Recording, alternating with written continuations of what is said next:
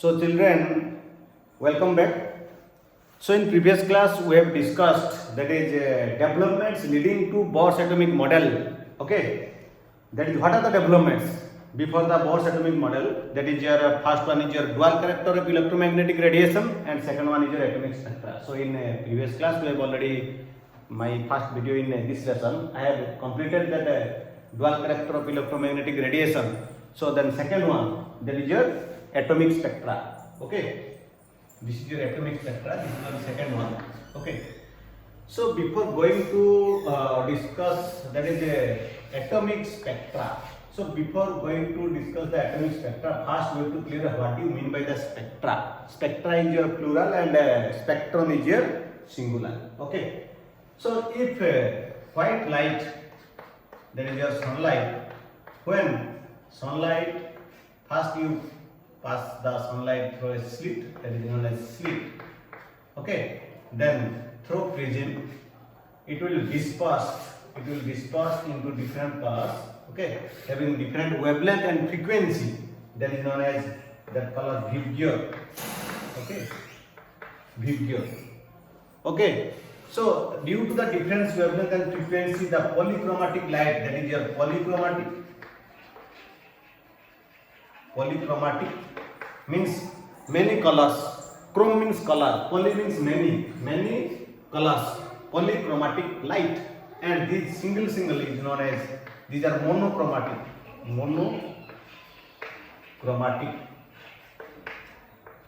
polychromatic and monochromatic light. Okay, colors, single colors are monochromatic, and so the when the white light passes through the prism, it dispersed. Dispersion means splitting. This process is known as dispersion. Means splitting of white light into different continuous color. One color merged on other. That is known as continuous spectrum. This is known as spectrum. This is your spectrum. Okay, means violet color merged on indigo, then blue, then green, then yellow, then orange, then red. Vibgyor. Okay, so one color merged on other, that is known as spectrum, and this spectrum, visible spectrum, is known as continuous spectrum. One color merged on other. Okay, children. So this is all about that is a spectrum. Then what do you mean by the atomic spectra? Atomic spectra again two types: emission spectrum and absorption spectrum. Okay, so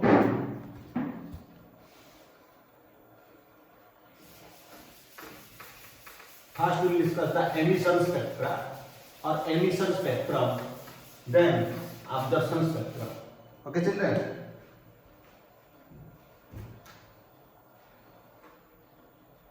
Emission.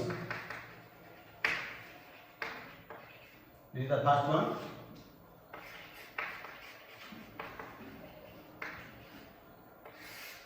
You can write emission spectrum or spectra.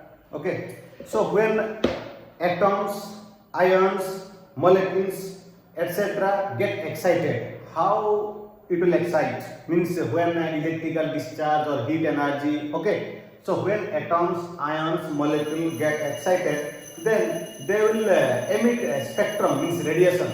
They will emit the radiation. Okay, by observing that, you know, children, that electron go to the excited state, and when it will return back into its ground state to excited state to ground state, then it will emit radiations.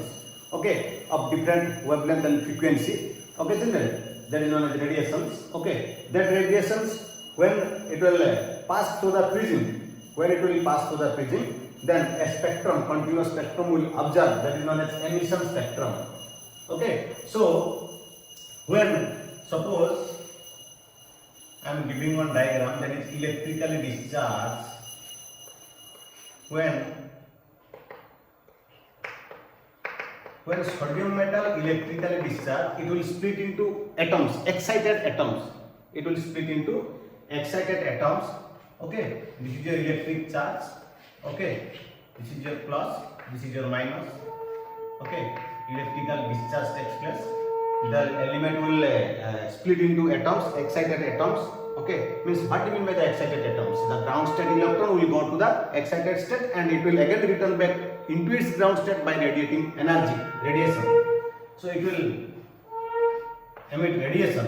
This is your atomic spectra. Okay, then when it will passes through the prism, again different color will be observed. That is your spectrum. That is a spectrum. Okay, this is known as emission spectrum. Why it is called emission spectrum? Because the bright line, this is your video. The bright line observed at yellow color.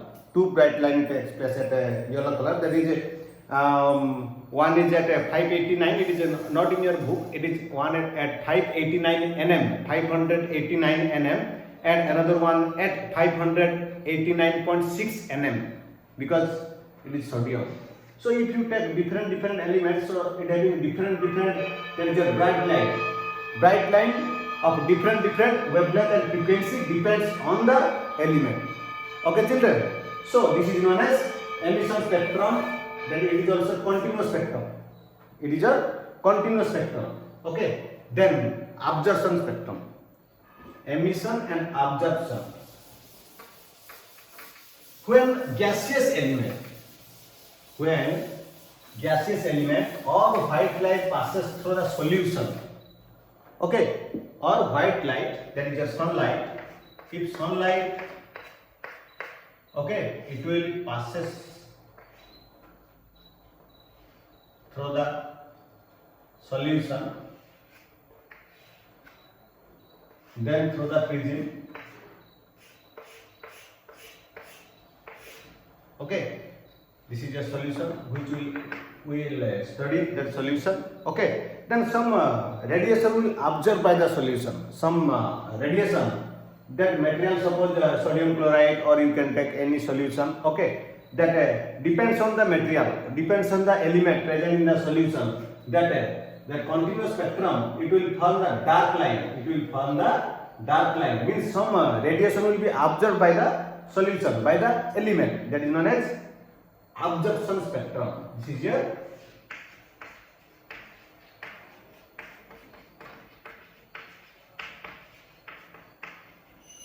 absorption spectrum. Okay, so these are the atomic spectra. One is your emission spectra, then second one is your absorption spectra. Okay, or you can take the gaseous system. Sunlight passes through the gaseous system, then through the prism, then the element present in that gas, means the element, that gas having the element, it will absorb the particular, means wavelength and frequency of the white light, and it will make the dark. Okay, if it will be sodium, if it is sodium chloride solution, then it will again form the dark lines at 589 and 589.6 nm. 1 nm is equal to 10 to the power minus 9 meter. Okay, so these are all about, that is your emission and absorption spectrum. Then actually the atomic spectra is the fingerprint of the element, because definite element will give definite place, frequency and wavelength. It will be emitted or absorbed at definite wavelength and frequency. So atomic spectra is also known as fingerprint of the element. Okay, so these are all developments leading to Bohr's atomic model. These are the two developments: dual character of electromagnetic radiation and atomic spectra. Okay, children. Then we will go to the Bohr's atomic model. So Bohr's atomic model, that is the after the Rutherford's atomic model, after this development, Bohr suggests one atomic model. Okay, the Niels Bohr's atomic model.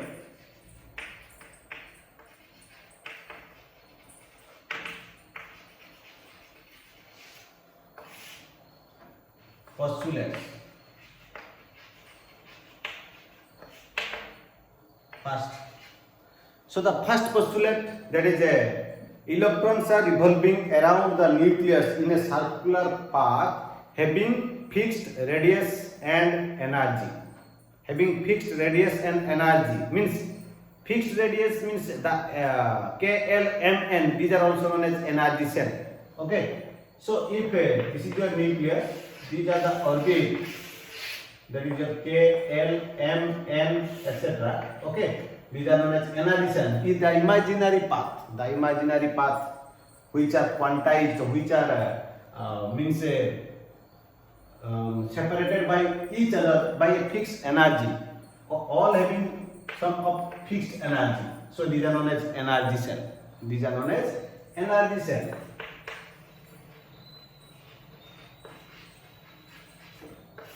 Okay, so this is the first postulate. K, you know children, n is equal to 1, this one is your n is equal to 2, this one is your n is equal to 3, this one is your n is equal to 4. Then second postulate, when electrons revolving around the nucleus, it do not emitted or absorbed or continuously revolve around the nucleus. If external energy given to that atom, that electron will excited, it will jump from lower energy state to higher energy state. Suppose that electron present in K cell, this is your L cell. So if the energy will be absorbed by the electron, okay, then this electron will from K cell to L cell. Okay, then after some time it will again return back by emitting radiation of different frequency and wavelength. That is known as atomic spectra. You know that is atomic spectra, that radiation and frequency emitted. Again electron go to its original state, that is your ground state or lower energy state. Okay, ground state, lower energy state, original state. Okay, this one K12 and L2 by radiating energy. Okay, suppose this is your E1 and this one is your E2. That means E2 minus E1, that is equal to del E. Small change in energy means that much amount of energy will be radiated. Okay children, so E2 minus E1 is equal to del E. This is the second postulate. Then third postulate, that is you know, that is angular momentum, MVR, angular momentum. Third postulate, MEVR, mass of electron, that is MEVR is equal to NH by 2 pi. NH by 2 pi. Okay. ME, that is your mass of electron. Okay. Mass of electron, what is the mass of electron? 9.11 into 10 to the power minus 31 kg. Okay. Then V, velocity of electron, R, radius of from nucleus. Okay, the distance of that electron from the center of the nucleus. Okay. Then N, the energy cell number, that H is your Planck constant, and 2 pi. Pi, the value that is your 3.141, that is and into 2. Okay. So what is the formula mean for that? Means the electron should have NH by 2 pi, N into H by 2 pi, should have the multiple of H by 2 pi. That electron can be permitted in the orbit. The electron should have the angular momentum multiple of H by 2 pi. That electron can permit in the orbit. That is the third postulate of Bohr's atomic model.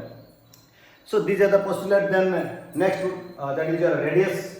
He told about the radius that is Rn, radius d. So radius means what? The distance between the center of the nucleus and that is your electron present in the orbit. That distance, that is Rn is equal to n square a0. Rn is equal to n square a0. That is radius. Rn is equal to n square a0.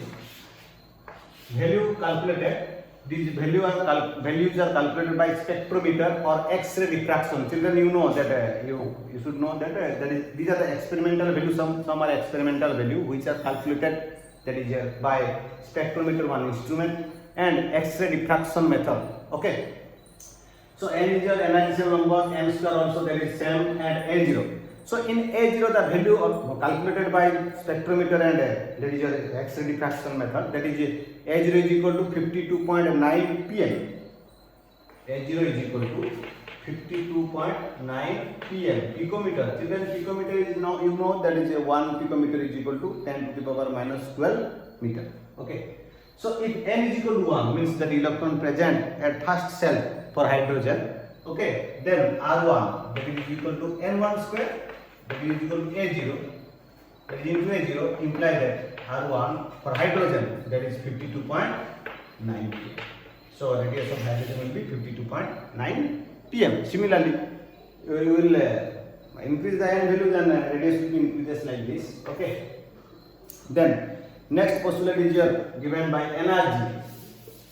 That energy means energy of the cell, that is the En energy of the cell of nth cell. Nth cell, it may be first, it may be second, it may be third, it may be fourth. En. Okay. En is equal to minus Rh by 1 by m square. En. This is your fifth bit. En is equal to minus Rh 1 by n square. This is your energy relation. Okay. Rh is your Rydberg constant. N is your energy cell. Okay. So this one. Okay. Emitted energy is your negative and absorbed energy is your positive. Okay. So Rydberg constant and energy cell, if you know the value Rh already given in your book, or it will be given in a question, that is a value is that is 2.18 into 10 to the power minus 18 joule. 2.18 into 10 to the power minus 18 joule Rh. Okay, 2.18 into 10 to the power minus 18 joule. Then if we put if U1, then if 1, then it will be, what is the formula for energy cell 1? U1 is equal to minus 2.18 for first orbit. Okay, that is your 10 to the minus 18 only. That is 1 by 1 square. So that is this one. E2, that is minus 2 into 2.18 into 10 to the minus 18. That is 1 by n1. N that is n is your 2 square. That is your 4. Okay. Then calculated value. That is, it may be you calculate that is by divide by the 4. Then you can calculate the value. Okay. This is your 4. So these are about the energy. Then, so these Bohr's atomic model, it is applicable only for the single electron, or that is the element which contains, or the atom which contains single electron, or monoelectronic species, single electronic species. It may be He plus, Li2 plus, etc. Okay. So next, these are about the discussion of the postulates of Bohr's atomic model. Then we will discuss that is your limitation. So limitation, what are the limitations? First,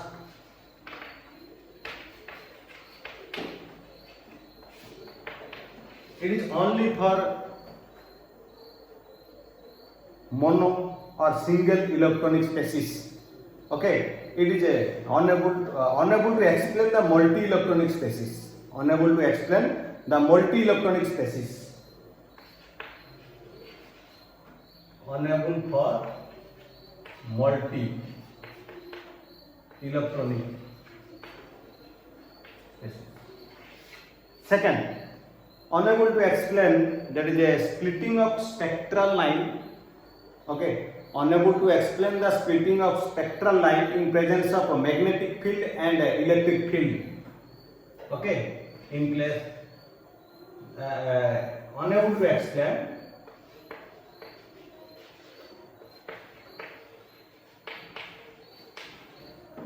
splitting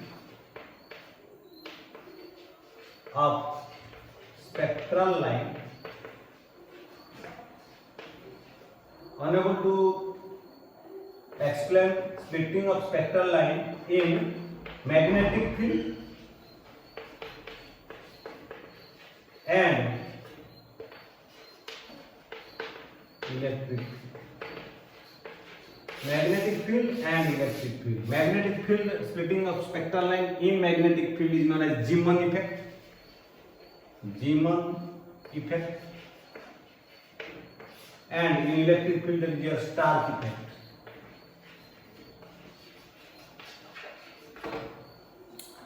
Zeeman effect and Stark effect. Okay, children. S-T-A-R-K. Stark effect. Zeeman effect, Stark effect. Okay. So these are, and another limitation. This is your second limitation. Then third limitation. Third limitation, that is your unable to explain the formation of chemical bond. Unable to explain the formation of chemical bond. How the chemical bonds are formed. Okay. Unable explain. Unable to explain the formation of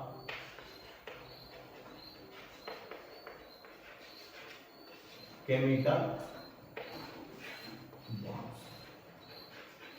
This is the third postulate, means limitation, third limitation, first limitation, second limitation, third limitation, and fourth limitation. That is it contradicts with a Hinsberg reagent. Contradicts with Hinsberg will coming Hinsberg principle. Sorry, Hinsberg principle. Okay, it contradicts with a Hinsberg principle. Hinsberg uncertainty principle. Hinsberg